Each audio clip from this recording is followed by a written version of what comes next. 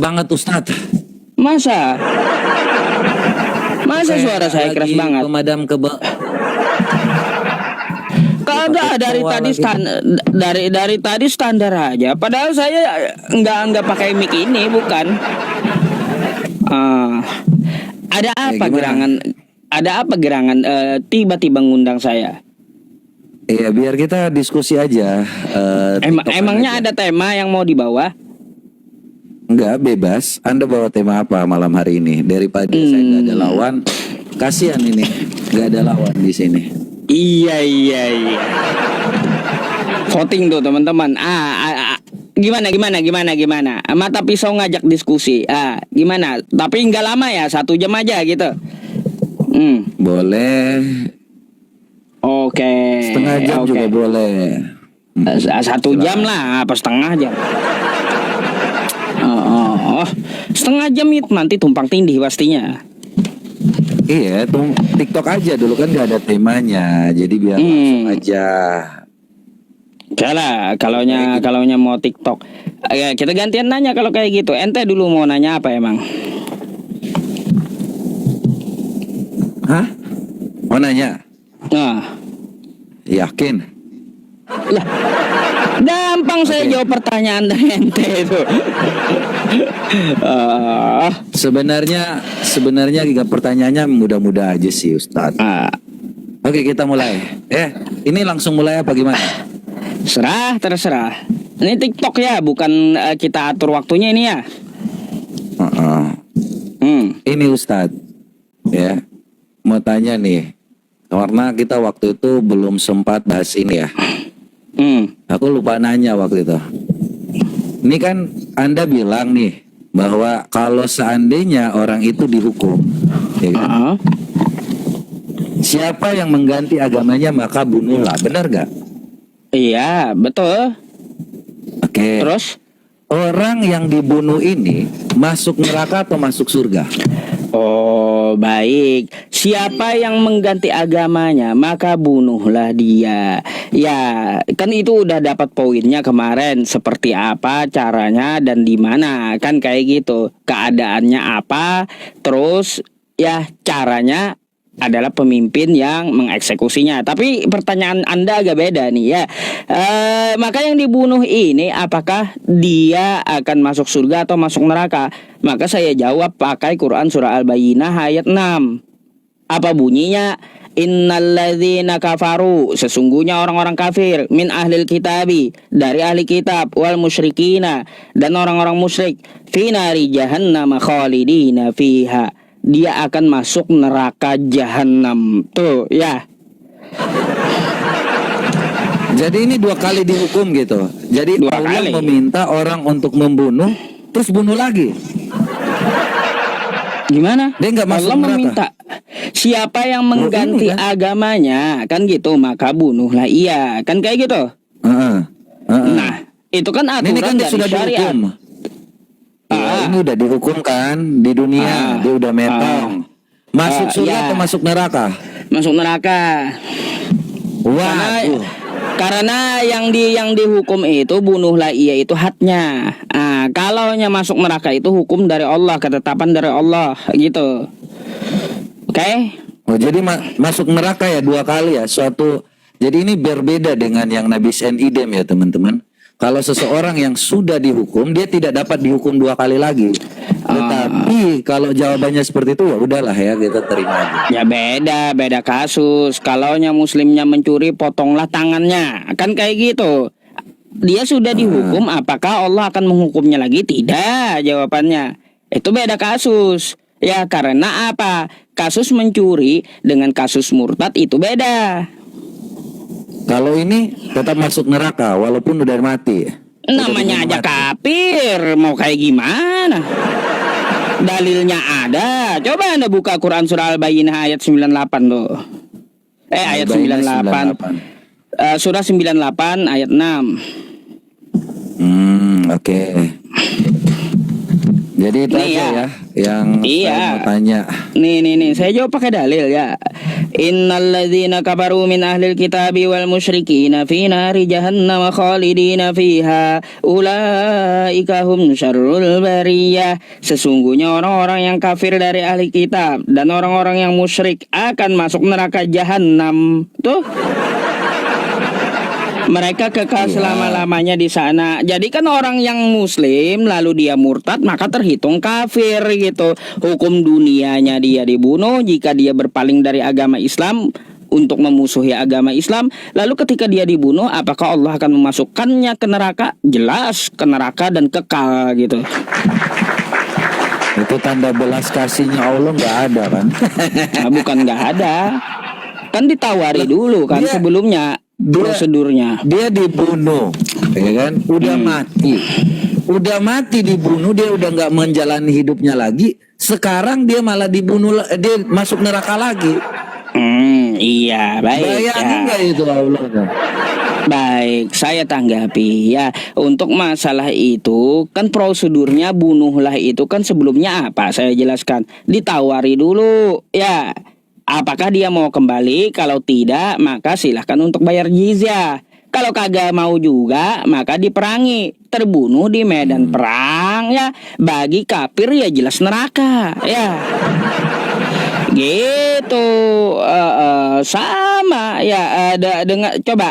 Kalaunya kita lihat ke perjanjian lama, untung ya kalau dibunuh ya orang yang bersalah kan kayak gitu di dalam Islam. Di perjanjian lama itu di kitabmu itu ya orang yang kagak bersalah pun kena sasaran gitu. Nah itu masalahnya. Orang yang kenapa? Orang yang nggak bersalah Kena sasaran juga. seperti apa itu? Nih saya bukain ya. Silakan. Baik ya. Nah kayak gini kan enak. Kita diskusinya nih. Ya gantian kita bahas Bible.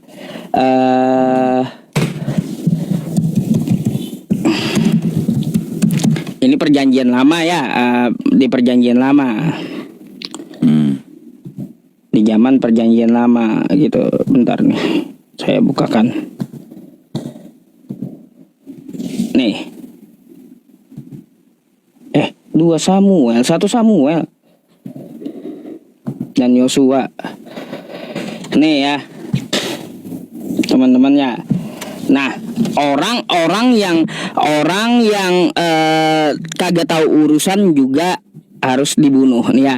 1 Samuel 15 nomor 3. Ini kan terjadinya pada saat peperangan dengan orang Amalek ya. Tumpaslah segala yang ada padanya. Dan janganlah ada belas kasihan kepadanya. Nggak ada kasihnya gitu ya. Terus bunuhlah semuanya, laki-laki maupun perempuan, kanak-kanak pun juga ikut. Ini anak-anak tahu apa dengan urusan orang ya, maupun anak-anak yang menyusu. Masya Allah ya, ngeri kali ini ajaran. Bahkan kagak usah anak-anak yang menyusu ya, selain manusia pun hewan juga kena. Lembu dan domba, unta maupun keledai. Yang kagak ada urusan, yang kagak ada salahnya ya dibasmi juga gitu. Silakan ditanggapi. Jadi kalau hal seperti itu kan pembalasan ya, ketika waktu hal seperti itu Tuhan katakan seperti itu karena memang bangsa Amalek itu sudah sangat ya menghancurkan bangsa Israel. Jadi kalau itu bukan tentang iman, tetapi itu tentang yang namanya Tuhan menjaga bangsa Israel, karena dari bangsa Israel Tuhan itu akan datang ya. Dan kalau segala sesuatu itu Tuhan menjaga bangsa Israel dengan yang namanya dia itu biji mata Allah. Ya, dia merawat bangsa Israel karena dia akan turun dari bangsa Israel. Jadi kalau seandainya ya, kalau kita melihat bangsa Israel itu dari yang kecil ya. Jadi contohnya bangsa Israel itu dari anak kecil. Ketika waktu dia dikeluarkan dari tanah Mesir, ya Tuhan juga terus menjaga ya sampai kepada hal yang namanya bangsa Amalek yang mau untuk menghabisi mereka. Tuhan udah peringatkan beberapa kali. Sama seperti bangsa Mesir, kita nggak perlu lagi ngomong tentang bangsa Amalek. Bangsa Mesir sudah dikasih tahu nih, lu mau bebasin nggak bangsa Israel dari tanah Mesir? Nah, mereka nggak mau. Tuhan kasihlah 10 tulah, belalang, nyamuk semua, sampai kepada kematian sulung anak pertama dari bangsa Mesir. Jadi Tuhan itu menjaga bangsa Israel karena dia adalah biji mata Allah. Sampai hari ini pun bangsa Israel itu ketetapan Allah itu ya dan amin. Makanya sampai hari ini pun tidak bisa ada yang bisa mengalahkan bangsa Israel. Karena itu adalah ketetapan Allah. Jadi itulah yang menjadi sumber pengetahuan buat kita semua bahwa bangsa Israel itu adalah biji mata Allah. Dan kalau seandainya Tuhan menghukum dengan cara seperti itu, karena tujuannya supaya mereka tahu kedahsyatan dari bangsa Israel. Tuhannya bangsa Israel, Allah yang benar, Allah Ibrahim, Allah Ishak, Allah Yakub, yang menyatakan dirinya melalui bangsa Israel, gitu. Baik, saya tanggapi gitu ya. Ini kan di zaman Israel, Allah kata Anda ya. Artinya Yesus yang belum jadi manusia. Kan kayak gitu. Katanya mengajarkan kasih. Kalau tumpas semuanya itu, di mana kasihnya gitu loh. Itu yang saya tanyakan. Kok ngeri kali gitu ya Yesus sebelum menjadi manusia. Tapi ngeri banget yang kagak salah pun juga ikut kena apa? Kena tumbasnya gitu. Kena imbasnya.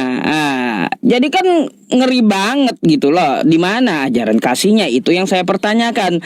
Terus juga saya mau bertanya, itu orang-orang Amalek yang udah dihukum oleh Tuhan kata Anda, itu masuk surga atau masuk neraka orang Amalek itu? Oke, udah. Dah itu aja dong.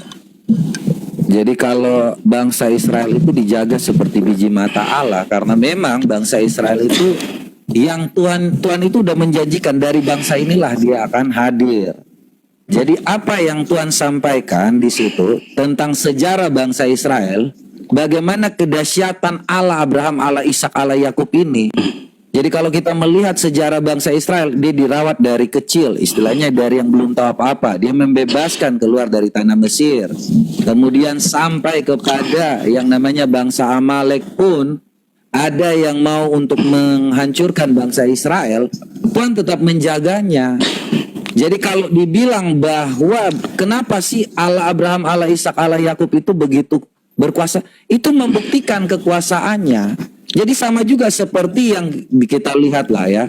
Kalau memang bukan hanya bangsa Mesir, sejak zaman Nuh itu ada air bah, ya kan?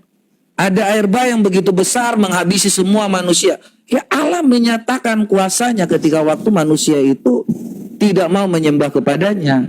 Begitu juga kepada Allah Abraham, Allah Ishak, Allah Yakub yang turun ya di bangsa Israel ini. Mereka akan terus dijaga karena memang Tuhan akan hadir dari namanya bangsa Israel. Ya makanya ketika waktu sudah semuanya sudah digenapi, Tuhan Yesus itu datang untuk menggenapi. Ya, Matius 5 ayat 44, kasihilah musuhmu dan berdoalah bagi mereka yang menganiaya kamu. Itu jelas ya, kasihilah Tuhan Allahmu dengan segenap hatimu, dengan segenap jiwamu, dengan segenap akal budimu. Artinya Tuhan tidak akan mendatangkan lagi yang namanya air bah. Setelah kedatangan Tuhan Yesus tidak akan ada lagi yang namanya air bah. Karena sudah digenapi oleh firman yang menjadi manusia itu. Gitu bro. Oke, jadi, udah. Caranya menjaga seperti itu. Baik, saya tanggapi jawaban Anda.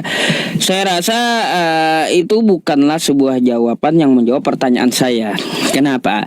Yang saya pertanyakan itu adalah tentang masalah di mana letak kasihnya. Ya, Tuhan Anda sebelum jadi manusia.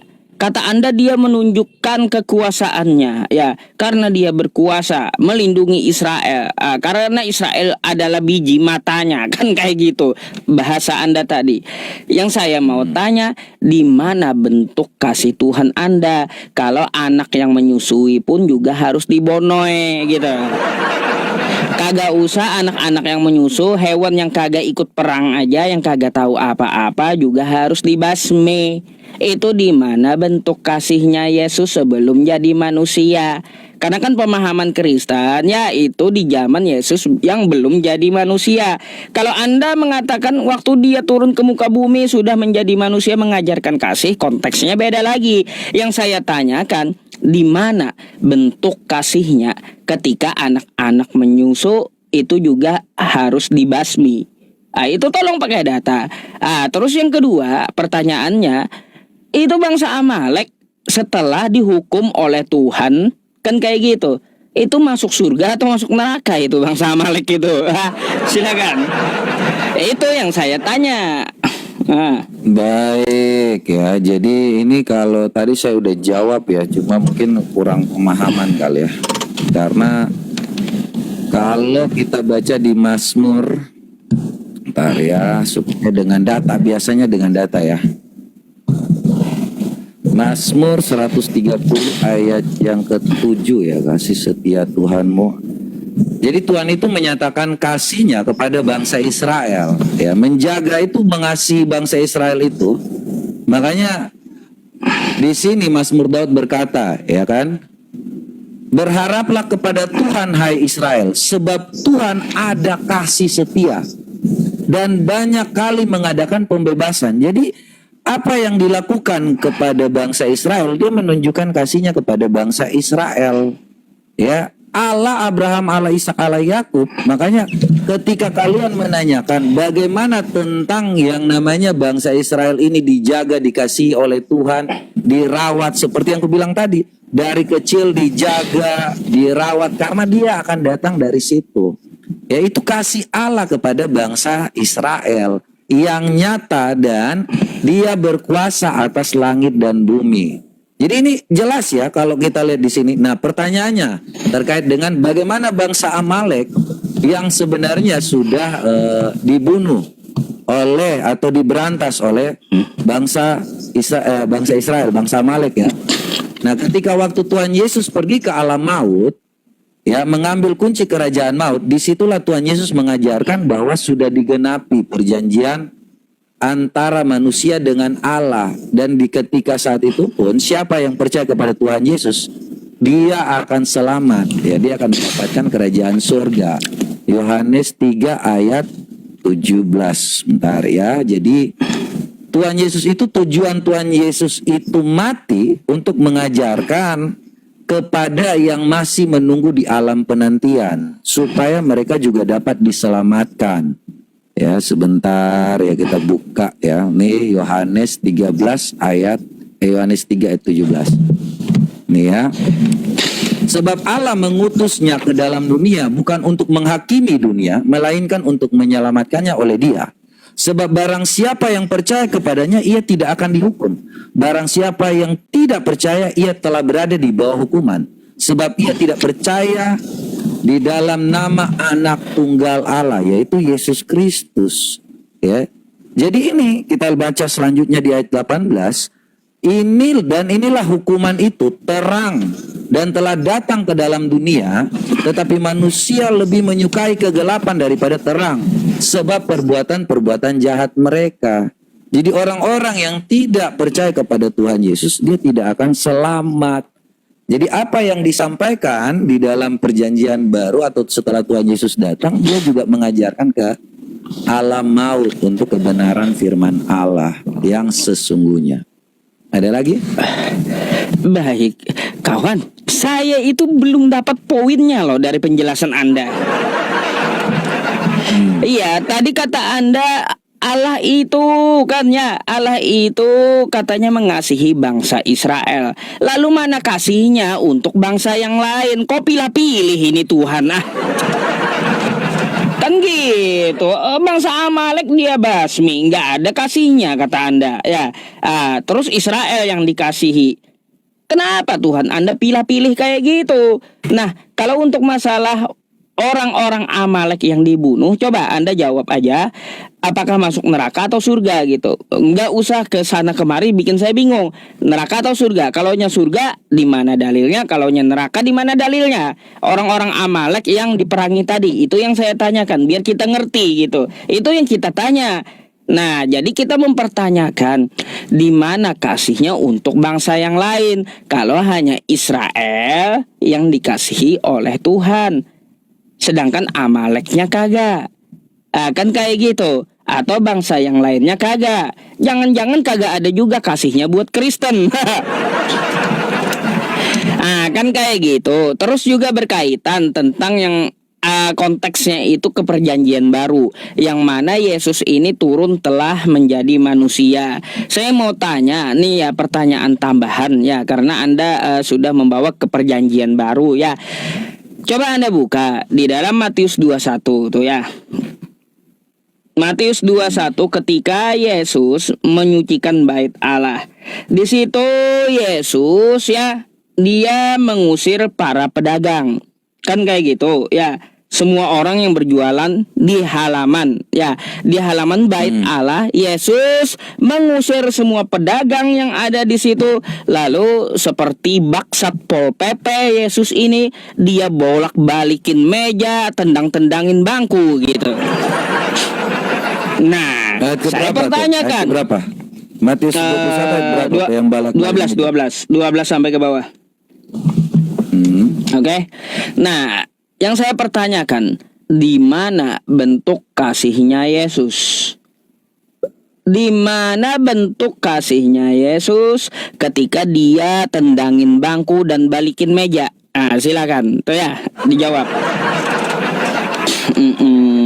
Baik ya, kalau kita sudah sampaikan sebelumnya bahwa Allah itu ya menjaga bangsa Israel, merawat bangsa Israel seperti anak ya, biji mata Allah. Jadi kalau seandainya ada bangsa-bangsa lain yang mencoba untuk melenyapkan bangsa Israel, di situ Allah tetap berada pada bangsa Israel. Kasih setianya untuk selama-lamanya, seperti yang tadi Mazmur 130 ayat yang ke-7 ya. Jadi melalui bangsa Israel Allah itu akan turun, makanya tidak akan pernah berkesudahan. Jadi kalau Anda bilang kenapa hanya bangsa Israel, karena memang tujuannya melalui bangsa Israel. Belum yang lain ini, mereka belum mengenal Allah yang hidup, Allah yang seperti apa. Makanya ada yang namanya pagan ya, mereka masih menyembah berhala, mereka masih melakukan penyembahan terhadap yang namanya berhala-berhala ya, mereka masih nyembah batu. Dan apa yang ada pada bangsa Israel, disitulah yang Tuhan sampaikan bahwa Tuhan menetapkan bangsa ini supaya dialah yang akan menjadikan bangsa Israel ini turun ya, sebab dia akan turun dan keluar dari bangsa Israel. Nah, kalau kita melihat pertanyaan saya tadi ya, pertanyaan Anda tadi bahwa apa namanya, siapa yang akan masuk surga, sudah aku bilang bahwa nanti Tuhan Yesus yang akan mengadili. Ketika mereka percaya kepadanya, maka dia tidak akan binasa, melainkan beroleh hidup yang kekal. Yohanes 3:17 saya kira sudah sangat jelas ya, bahwa di situ dikatakan apa yang ada, yang percaya kepadanya tidak binasa, melainkan beroleh hidup yang kekal. Ini pertanyaan ke-7 tadi apa lagi ya? Matius 21 ya. Ini saya satu pertanyaan. Matius 21. Anda 7 Matius 21 terkait dengan bait Allah ya. Nah, ini ya. Jadi kalau ini disampaikan ya, Yesus dia punya rumah. Kemudian orang datang masuk terus ngatur-ngatur di rumah Anda. Bagaimana Anda nggak marah sebagai seorang yang punya rumah? Ya, bagaimana aturan Anda tiba-tiba orang yang datang ya terus masuk ke rumah Anda seenak jidatnya, pakai rice cooker, masak nasi sembarang, bikin halaman kotor segala macam. Kan saya ingat seperti ini. Nah, ya dalilnya untuk disuruh yang namanya bersujud kepada yang namanya Baitullah atau Mekah itu. Ya, tetapi kalaunya kita disuruh untuk menghadapkan wajah ke arah Ka'bah, itu baru ada. Quran surah Al-Baqarah ayat 144 dan 150. Wa min haitsu kharajta fawalli wajhaka syatral masjidil haram. Dimanapun kamu berada, maka hadapkanlah ya wajahmu ke arah Masjidil Haram. Ya, artinya ke arah Ka'bah, ke sekitaran Ka'bah. Dihadapkan wajah. Nah, ketika kita menghadapkan wajah, salah satu ritual praktek ibadah sholat itu adalah sujud. Artinya apa? Kita cuma menghadapkan wajah, sujudnya kepada Allah dengan arah sujud ke arah Ka'bah.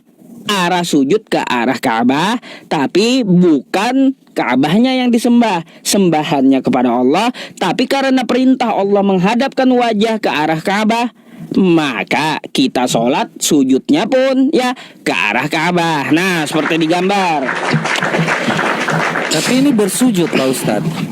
Iya. Jadi nggak ada yang disuruh ya, nggak ada yang menyuruh seperti ini ya. Sujudnya kepada Allah, mukanya ke arah Ka'bah. Makanya ada aturannya.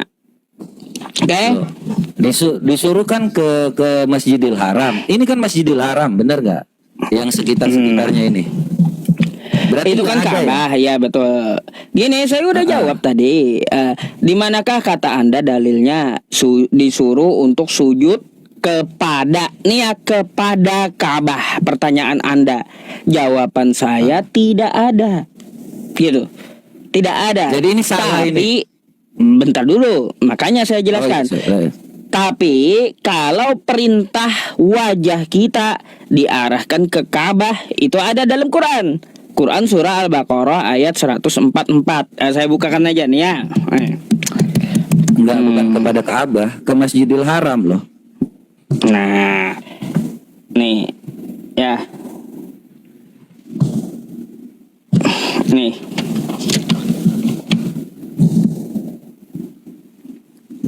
ya teman-teman semuanya, Quran surah Al-Baqarah ya, ayat 144 ya. Di sini demikian pula kami menjadikan kamu umat Islam, umat pertengahan agar menjadi saksi perbuatan. Intinya ya sampai ke bawah tentang masalah kiblat bisa Anda baca di dalam Quran surah Al-Baqarah tersebut. Saya langsung ke intinya aja nih ya.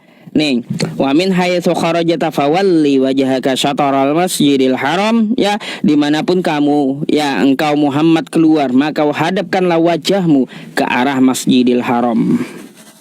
Di mana saja kamu berada, maka hadapkanlah wajahmu ke arahnya. Oke?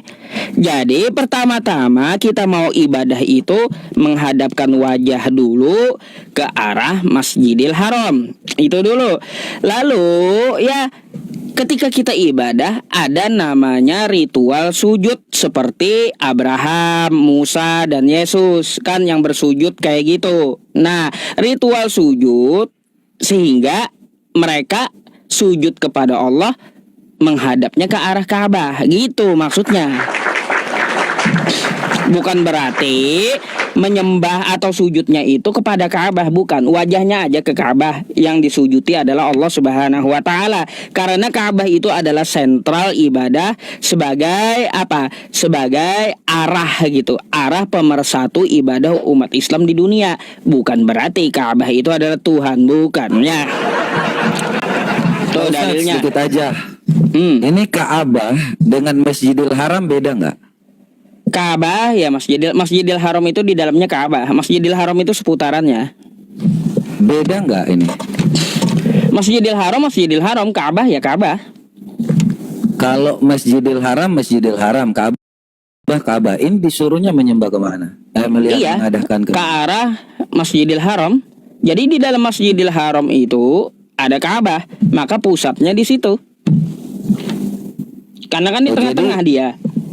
Jadi yang jadi dulu itu Masjidil Haram atau Ka'bah? Yang jadi Ka'bah dulu.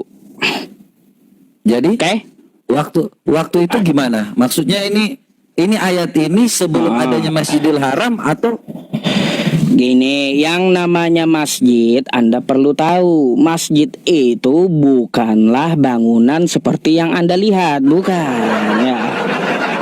Gini, yang namanya masjid itu adalah tempat sujud. Masjidil Haram artinya tempat sujud yang suci. Nah, tempat sujud yang suci itu di mana? Di sekitaran Ka'bah. Gitu. Makanya diputar pakai bangunan sekarang. Dinamakan Masjidil Haram, tempat sujud yang suci. Jadi, yang pertama itu adalah Ka'bahnya, ya, bukan Masjidil Haram lebih dulu, bukan. Loh, Oke? sebentar. Ini masjid bukan bangunan. Bukan. Kata siapa masjid bangunan? Loh, ini Sahih Bukhari 227. Baik, ini saya kasih tahu, yaitu tempat orang bersujud, bukan bangunannya. Seluruh bumi yang terhampar ini tempat bersujud kepada Allah. Kayak gimana sih? Loh, ini sebelum masjid dibangun, Nabi Shallallahu Alaihi Wasallam sholat di kandang kambing. Nah, Ini kan belum dibangun masjid. Nah, jadi kalau coba Anda buka Arabnya, sebelum masjid dibangun. Artinya di situ merujuk bangunan orang tempat bersujud. Oke? Masjid, Tapi kan? secara bahasa yang dinamakan masjid adalah tempat sujud gitu. Ini membuat saya bingung ini. Makanya belajar bahasa gitu. Bukan bahasanya. Di sini poinnya menghadapkan muka ke masjid. Iya, isi Haram. makan, Ada mohon maaf, masjid bukan kan? masdar. Iya kan? Iya. Isi Kemudian makannya di sini adalah masjid. ada masjid. Masjid dibangun. Ini Sahih Bukhari ya, Sahih ya teman-teman semua ya. Sebelum masjid ini dibangun, masjid ini adalah tempat ibadah. Kok tiba-tiba berubah dari apa yang dikatakan oleh Ustadz ini kok berbeda lagi? Bang, ya, di lapangan yang luas, tempat orang sholat ya, lapangan yang luas, itu bisa disebut masjid. Yang benar aja Pak Ustadz. Asal aja ini Pak Ustadz yang benar. Bukan aja, masa asal, disebut itu secara masjid? bahasa. Anda di lapangan yang luas ya, di lapangan yang luas, sholat berjamaah bersama bisa disebut masjid. Pak Ustadz baca deh Pak Ustadz. Di kandang kambing, jadi masa kandang kambing sebut masjid sih? Ini perbedaan kandang ini bentar kambing, ini ya. masjid. Di sini Kandang Anda kambing. tidak pahamnya di bagian Anda bukan bilang- masjid gimana sih? Loh, tadi Anda bilang kalau setiap Udah orang dibilang sujud, ya, sujud di lapangan yang namanya masjid itu bukan bangunannya. Kandang kambing ya bukan masjid, kandang. Kayak terus gimana kenapa sih? Anda tadi bilang kalau yang namanya di lapangan bisa disebut masjid? Kan tadi Anda yang baru bilang Kagak sendiri. usah di lapangan, di dalam air pun kalau bisa orang sholat berjamaah disebut masjid. Apalagi kalau cuma di kandang kambing gitu, ya. Ini makanya Kagak ketika- usah di lapangan luas ya teman-teman. Di dalam laut pun kalau ada yang bisa sholat berjamaah di situ, di dalam laut itu disebut masjid, tempat sujud, ya. Disebut tempat sujud. Serius Karena ini? apa? Iya. Serius. Serius ini. Ini Gini, saya tanya loh, anda nanti. saya contohkan ya. Ini Anda saya contohkan ya.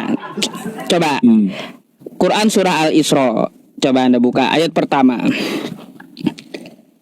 Al-Isra Coba dibuka. yang pertama ini dari suatu hal yang memang kita harus tahu teman-teman, karena Iya. apa yang disampaikan tadi ini kan disuruh menghadap ke Masjidil Iya, Haram. Masjidil Haram, betul. Heeh. Coba buka dulu Al-Isra itu Al-Isra surat ayat keberapa pertama. 17.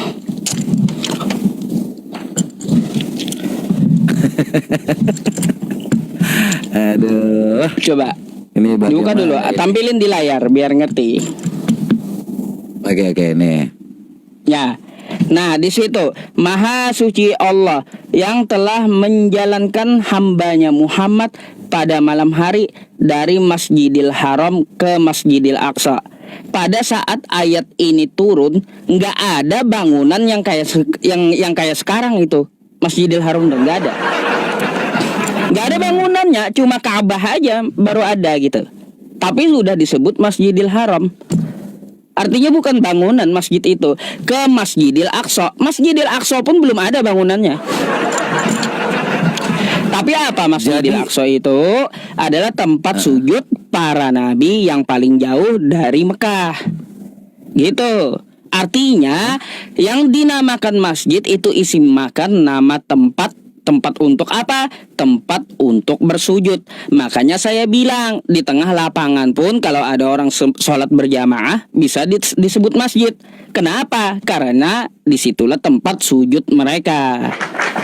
Jadi kandang kambing ini disebut masjid juga nanti. Bukan masjid, bukan kandang kambing ya kandang. Tadi kan bilang.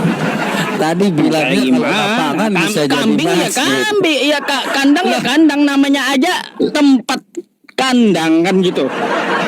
Iya, kan ini tempat sebelum masjid dibangun. Kalau gitu ini kandang kambing juga nanti disebut masjid, Pak Ustadz. Enggak. Kalau kan orang tahu lah. bisa membedakan kan. Sekarang kandang kambing jadi di syariat Islam pun juga tidak dipakai untuk tempat sujud. Karena kan ada kotoran kambing, nggak mungkin lah orang pakai kandang kambing. Tapi karena ya di situ di masjid, ya Nabi Muhammad ya sebelum masjid dibangun, Nabi Muhammad Shallallahu Alaihi Wasallam sholat di kandang kambing. Nggak ada di situ disebutkan Nabi Muhammad sholat di masjid kandang kambing, nggak ada. Jadi yang namanya kandang ya kandang, ya masjid ya masjid. Tadi kan ada tambah-tambahin nanti ada pula masjid kandang kambing. Tadi Anda yang bilang kalau lapangan bisa disebut masjid. Bisa. Ya kan? Bisa. Kalau kandang kambing bisa nggak? Nih. Ya kalaunya kandang kambingnya dibersihkan kan kayak gitu ya, nggak ada kambingnya di situ, cuma kandangnya yang bersih lalu dipakai untuk tempat sujud ya bisa, karena apa, masjid itu bukan bangunan tapi tempat sujud gitu. Jadi artinya apa? Nabi itu sholat di kandang kambing, nggak ada kambingnya, nggak ada kotoran tapi bersih gitu. Nah, kandang kambing itu dibersihkan lalu dipakai untuk tempat sujud gitu maksudnya ya. Karena apa ya? Nih ya saya jelaskan, semua bumi ya tempat sujud nih ya.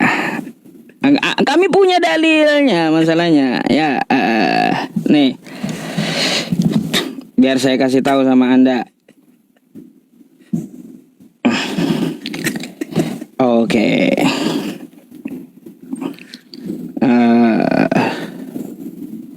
Nih. Nanti kalaunya kita tidak menunjukkan ya teman-teman yang dikatakan oleh Nabi ya. Nih ya. Apa kata Nabi? Ya. Hadis Nabi Muhammad ya yang diriwayatkan oleh Bukhari ya, jadikanlah untukku bumi sebagai tempat sujud ya. Jadi di atas bumi itu ada kandang kambing, nah ya yang dibersihkan, boleh kita pakai kandang kambing itu untuk tempat sujud jika udah dibersihkan. Beda dengan septic tank, nggak bisa ya. Karena ada hukum fikih di dalam agama Islam itu tidak boleh sholat di tempat yang najis, oke? Nah gitu. Kenapa? Kadang-kadang nih. Enggak ada masalah di situ. Di mana masalahnya? Masjid itu artinya apa? Tempat bangunan sujud kan? Bukan. Tempat sujud kan? Bukan bangunan. Udah dibilang tempat sujud. Saya hanya fokusnya kepada bangunan sebelum beda. Jadi Anda perlu tahu yang namanya masjid itu bukan bangunannya, tapi dalam bahasa Arab isim makan yaitu kata benda tempat gitu ya, yang menunjukkan bahwa ya masjid itu adalah tempat untuk sujud gitu, dari kata sajadah dia. Jadi makanya saya bilang kepada Anda ketika orang-orang sholat di tengah lapangan yang luas ya, sholat berjamaah, bisa disebut masjid, itu tempat sujud mereka. Mau di dalam laut pun bisa. Jalan juga. Kalaunya orangnya di situ di jalan itu tempat sujud mereka gitu. Karena apa? Sudah dibilang masjid juga. Masjid sebutannya. Karena apa? Nih Ustaz, ya sebentar. Kalau lu ngomong kayak gitu, ntar nanti masjid dibongkar semuanya. Terus sholatnya di jalan lagi. Disebut Kalau masjid juga nanti. kalaunya sekarang itu kan masjid itu sudah ada bangunannya kan kayak sekarang kan kayak gitu ya. Artinya sudah punya aturan kan setiap daerah masjid. Nih ya. Nih. Anda catat nih ya. Nih, al-ardu kuluha masjidun, rawahul Muslim. Setiap bagian dari bumi Allah adalah tempat sujud masjid. Gitu ya. Itu di mana tuh? Hadis riwayat Muslim tuh ya. Riwayat Muslim nomor berapa? Nah, nomornya Anda bisa lihat ya di bentar, referensinya di bawah. Saya buka jurnal, saya hanya ngambil hadisnya masalahnya. Gitu. Soalnya ini saya cari. bangunan soalnya. Kalau ini Bukhari 227 bisa teman-teman lihat ya, ini bangunan. Beda dengan saya Bukhari Anda itu. Loh, ini ensiklopedia hadis. Ya iya, masalahnya gini, hadis itu jangan Anda kira ya dia membahas keseluruhan, ada bab-babnya hadis itu. Iya, Ada ini bab kucing hudud, onta, binatang ada ternak. bab. Iya makanya ada bab toharoh. Ada hadis itu macam-macam. Masalahnya kayak gitu. Oke. Nah, penjelasannya seperti itu tentang masalah yang Anda tanyakan. Sujud jadi nggak ada ke ya? Ka'bah. Kalaunya perintah sujud kepada Ka'bah nggak ada. Iya, berarti ini nggak ada sebenarnya ya kan? Ya, kalaunya sujud kepada Ka'bah nggak ada. Makanya umat Islam itu mereka bukan menyembah Ka'bah. Karena perintah menyembah Ka'bah itu nggak ada gitu. Sujud kepada Ka'bah itu nggak ada perintahnya. Tapi perintahnya hanya menghadapkan wajah ke arah Ka'bah. Jadi kayak gitu ya. Nah, Ya ini saya konfirmasi aja sih. Berarti ini sujudnya kepada Ka'bah atau enggak nih? itu sujudnya menghadapkan wajahnya ke arah Ka'bah. Ini sujudnya kepada Ka'bah atau enggak? Allah ya. Sujudnya kepada Allah yang menciptakan langit dan bumi, tapi mukanya, wajahnya ke arah Ka'bah. Bukan berarti ritual sujud itu sujudnya kepada Ka'bah, bukan. Ini mukanya dihadapkan bukan ke Ka'bah atau ke Masjidil Haram nih. Ini kan melingkar. Ya, yang namanya Masjidil Berarti Haram nggak ada itu jalur ya?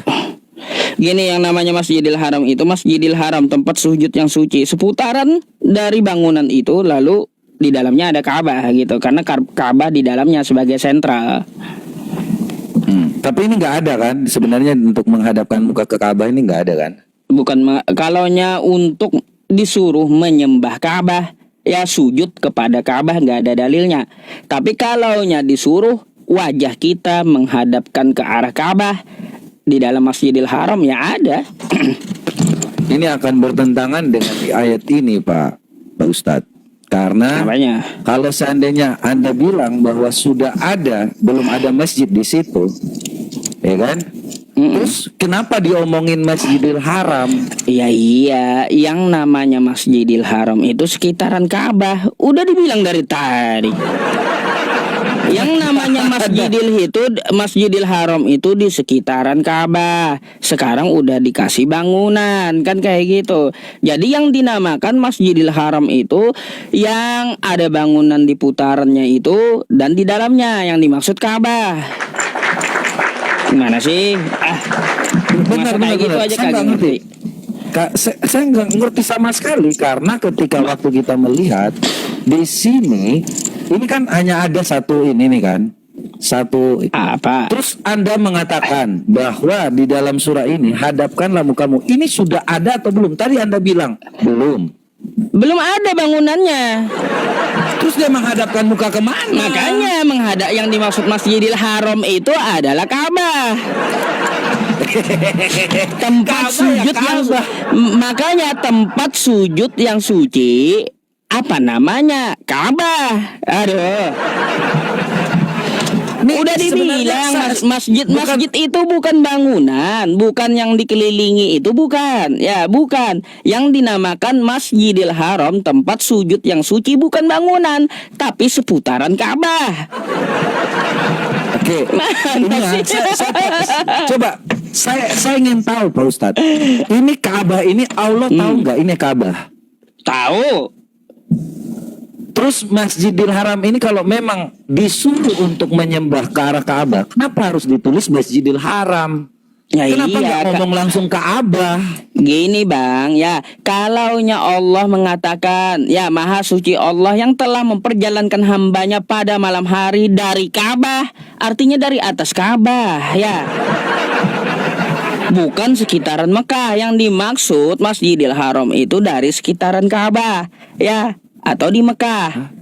Yang dimaksud kayak gitu. Kalau kau mau bahasanya pada malam hari dari Ka'bah, artinya dari Ka'bah Nabi Muhammadnya, ya. Sedangkan Memang kan Nabi- kejadian Isra Memang Mi'raj Nabi itu dong. bukan dari Ka'bah, ya. Ini dulu Aduh. tempat tinggalnya Abdullah kan? Aduh. Tempat tinggal Abdullah. Abdullah siapa? Iya. Abdullah kakek Nabi. Abdullah siapa? Kakek Nabi. kan? Ngaco. Ngaco. Benar nggak? Dia penjaga. Ngaco, Dia penjaga ngaco. rumah Allah kan? Aduh. Setahu saya itu benar nggak sih? Salah. Oh, salah. Salah, bukan Jadi ini nggak- bukan tempat tinggal. Bukan tempat tinggal. Jadi ini apa? Bukan. Jadi itu Ka'bah itu sebelumnya sebelum Islam datang dijadikan oleh para pedagang atau gujarat di situ sebagai tempat penyembahan mereka, yang mana mereka melakukan dan meletakkan berhala di dalam Ka'bah itu. Nah, gitu. Makanya Oke. ketika Nabi Muhammad datang, ya, dengan Islam datang, kagak boleh ada berhala dalam Ka'bah, harus dihapuskan gitu, ya.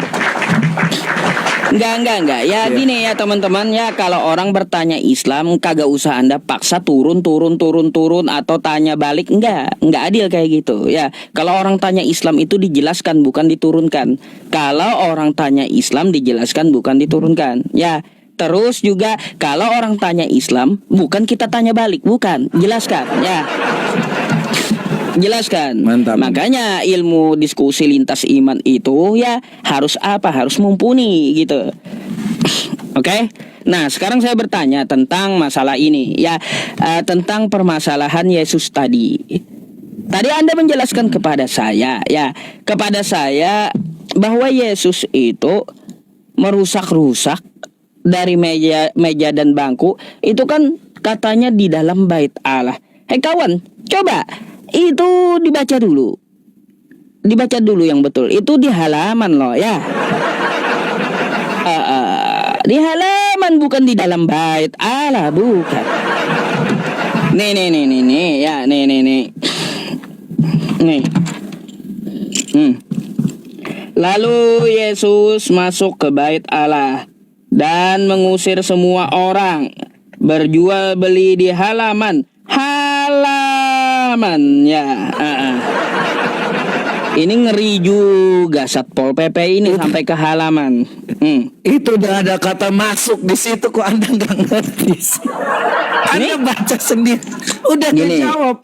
Masuk ke bait Allah. Di situ Makanya ada yang namanya halaman. dengarkan dulu, ya.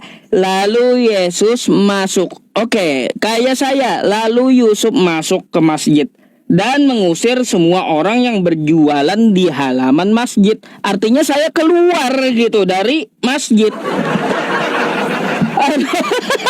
Yang namanya halaman, tahu kan halaman yang dimaksud halaman kan? Aduh.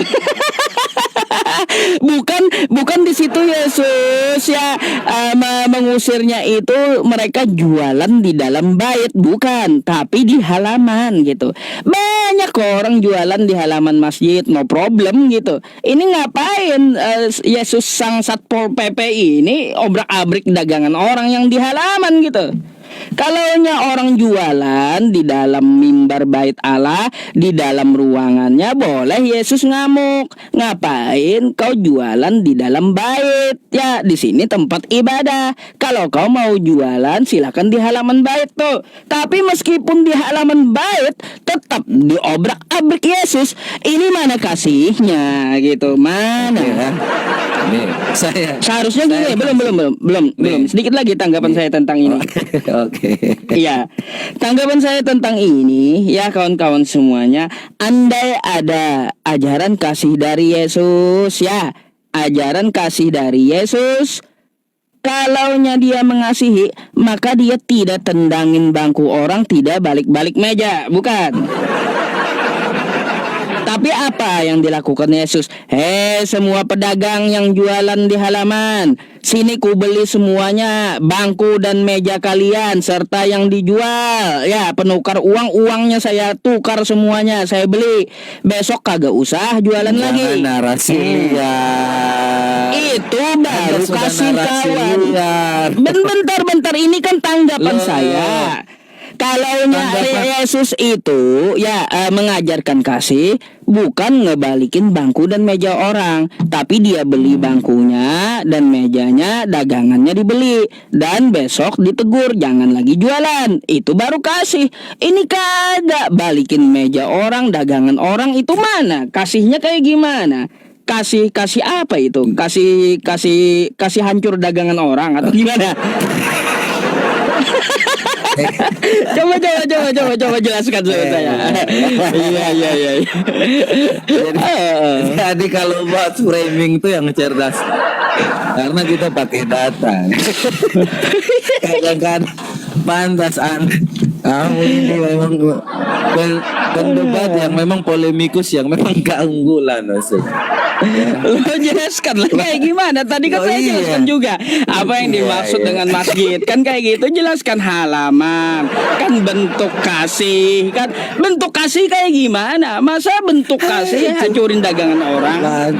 Kacau itu ya. Perundingan pasar ini lucu.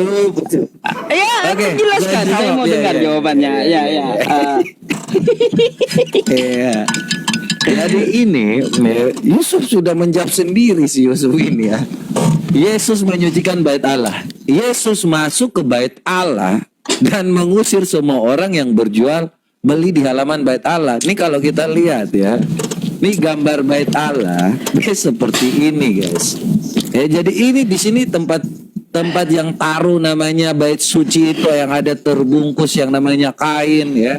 Jadi para imam kepala masuk ke sini. Nah, di sini di halaman ini ketika masuk dari sini, ini sebelum di sini ya.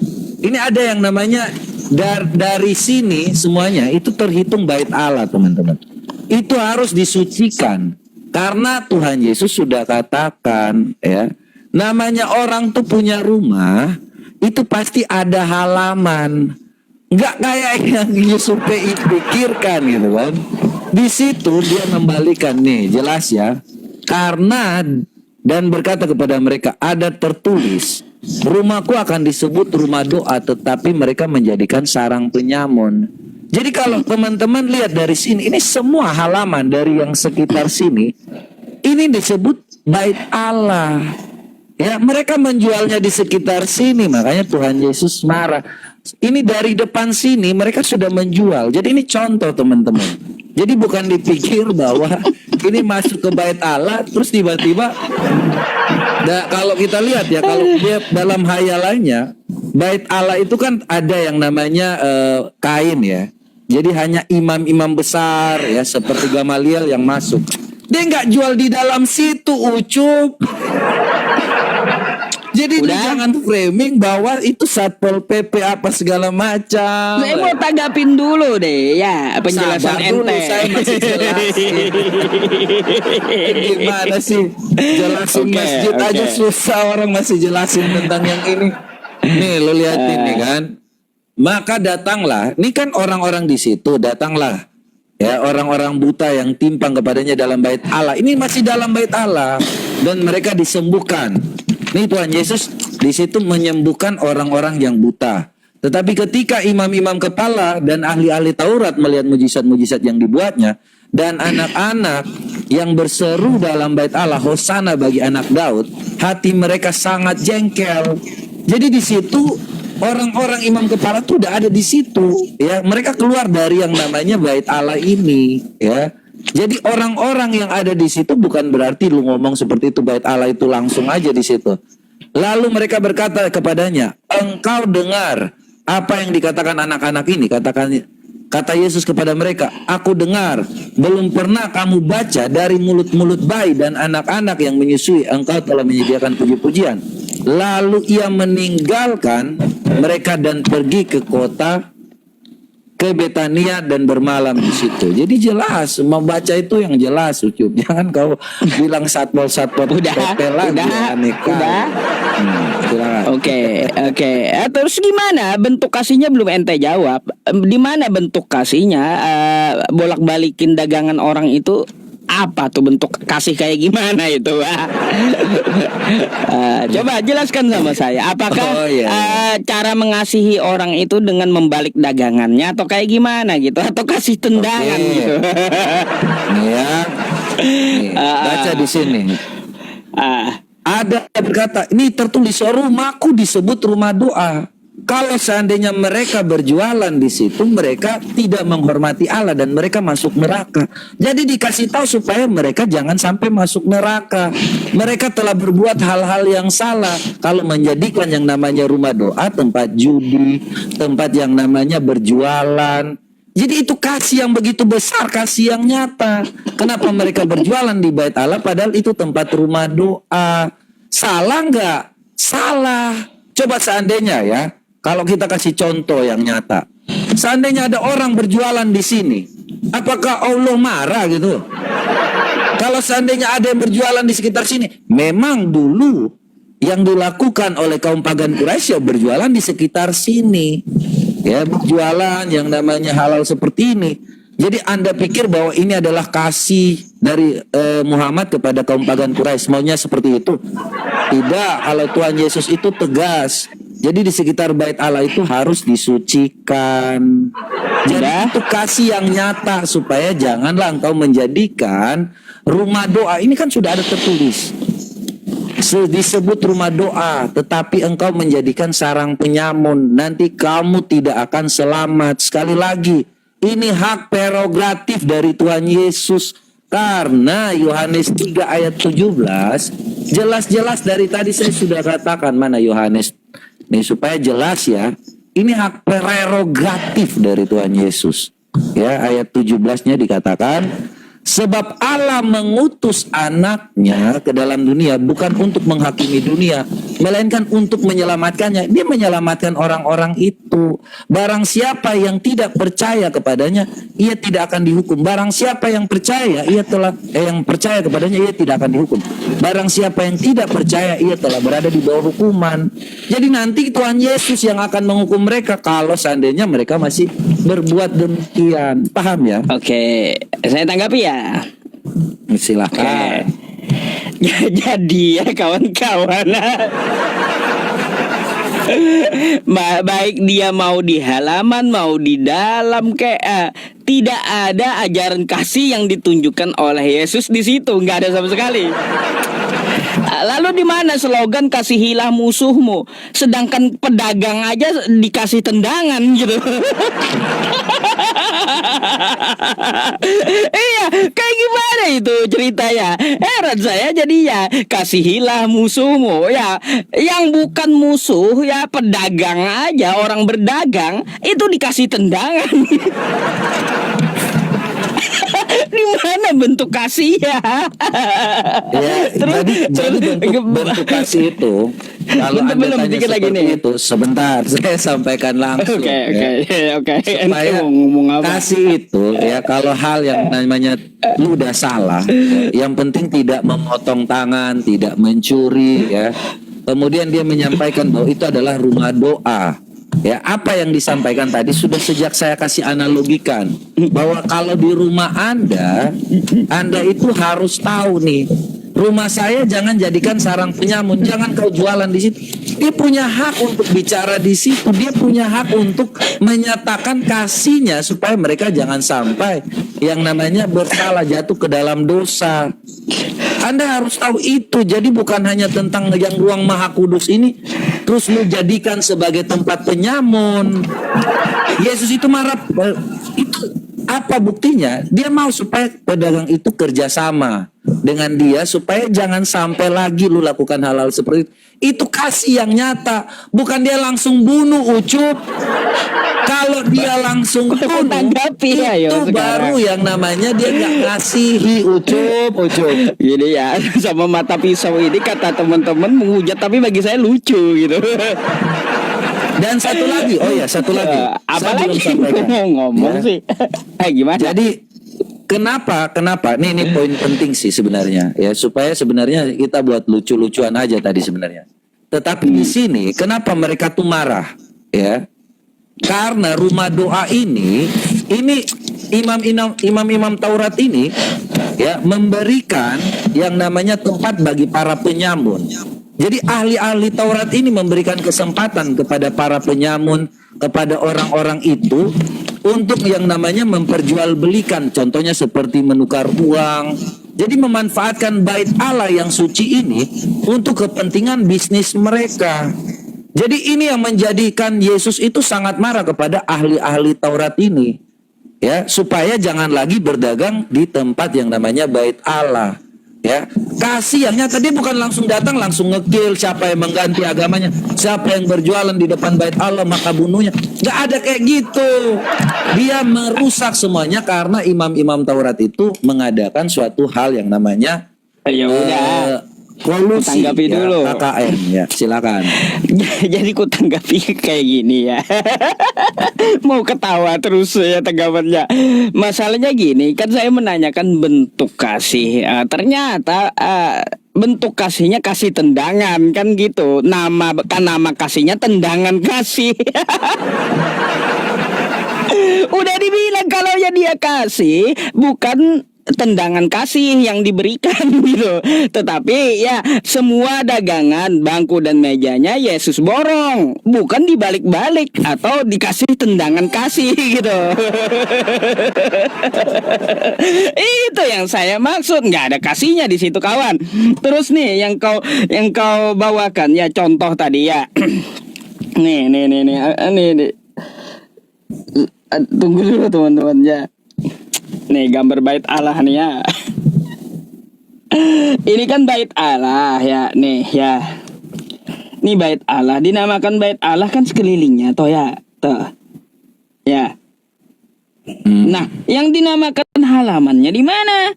Ya depan sini nih dia punya halamannya. Kalau ini bagian dari bait Allah bukan halamannya. Yang halaman nih keluar pintunya, di sini baru ada halamannya. Kalau di dalam ini bagiannya, ya bagian dari bait Allah gitu. Ini halamannya pintunya ya. Nah coba kalau kita lihat Ka'bah ya teman-teman ya. Untuk masalah Ka'bah, nah nih ya teman-teman, ini ya adalah bagian dari Ka'bah. Halaman Ka'bahnya di mana? Nih halamannya banyak orang jualan gedung-gedung ya. Di halaman di sekelilingnya ya nih. Halamannya ya halaman dari Ka'bah boleh orang jualannya. Kalau ini ya masih bagian dari Masjidil Haram bangunannya ya satu putaran. Sama dengan ini ya satu putaran ini adalah bait Allah. Kalaunya udah keluar pintu baru ada halamannya. Ya udah. Aduh, kawan. Kalau hanya pengertian itu kan menurut pengertianmu. Jadi nggak masalah lah. Yang penting Tuhan Yesus di situ sampaikan karena dia merasa bahwa ahli-ahli Taurat ini semuanya berseberangan dengan apa yang telah tertulis di dalam Alkitab. Jadi kalau Anda mau mengatakan halal seperti itu, yang penting puji Tuhan Yesus tidak melakukan suatu hal yang bertentangan dengan 10 hukum Taurat. Ya. Dia tidak membunuh, dia tidak yang namanya melakukan suatu hal kekerasan, bahkan ditampar pun tidak, tetapi hanya merusak yang namanya buah-buah itu, ya, atau orang-orang yang melakukan hanya membalikan meja, itu bukan suatu hal yang saya kira teman-teman harus mengerti lah, secara nalar pemikiran manusia, Jadi tidak dilakukan suatu hal yang namanya tidak dalam bentuk kasih. Ketika orang menegur dengan keras, ketika orang mengatakan dengan keras, bukan berarti itu tidak kasih. Tapi tidak jadi masalah. Itulah yang namanya teman-teman kita dari Muslim, apalagi si Ucup ini yang dengan ya lawak-lawak dia juga nggak masalah. Yang Lalu di penting tidak mana bertentangan. Nggak apa-apa. slogan kasih hilah musuhmu itu di mana gitu lah.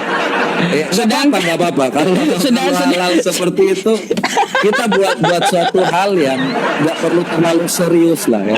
Karena memang pengertian dari Yusuf PI ini ya seperti itu nggak masalah ya. Jadi yang penting pada intinya Yesus tidak melanggar yang namanya 10 perintah Allah itu. Ya berbeda dengan membunuh, mencuri. Kukira di situ Anda menekankan bahwa ada yang namanya mencuri atau dia membunuh atau dia melakukan segala sesuatu yang namanya kejahatan. Ya, Tuhan Yesus tidak seperti itu. Saya kira itu aja sih Pak Ucup ya. Iya, Nanti kita ya ketemu udah, lagi gitu. bicara Oke. santai ya. Boleh, Thank you ya boleh, buat boleh. waktunya Thank you ya atas Nanti ini kita ketemu diskusinya lagi. ya. Iya, cukup Oke. menghibur bagi saya. Terima kasih juga ya sudah menghibur. Tapi statementnya hati-hati loh ya. Nanti orang semua masjid itu dirubah bahaya lagi nanti. Thank you ya Pak. Iya, oke. Thank you. Oke, selamat malam.